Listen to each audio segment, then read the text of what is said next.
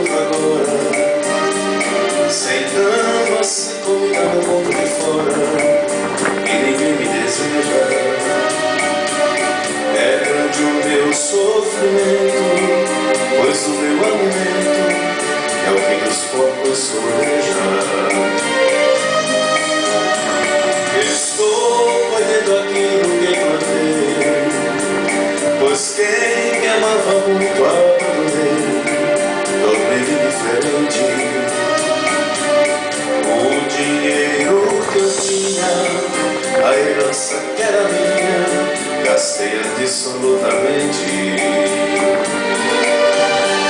Mas levanta-me do meu pecado, meu Deus, me dá a força para sair. Direi e falarei abertamente, e direi sinceramente ao Pai: pequei perante os céus e perante ti, não sou digno de ser chamado filho teu. Me recebe ao menos como um empregado teu, me recebe ao Pai.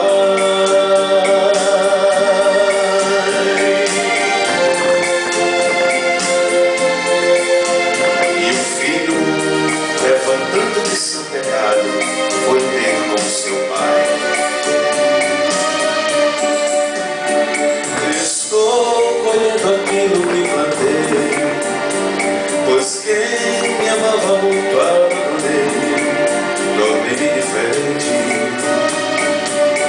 O dinheiro que eu tinha, a herança que era minha, gastei absolutamente. Mas levanta-me do meu pecado, meu Deus, me dá a força para sair. Irei e falarei abertamente, e direi sinceramente ao Pai: pequei perante os céus e perante ti, não sou digno de ser chamado filho teu. Me recebe ao menos como um empregado teu, me recebe ao Pai.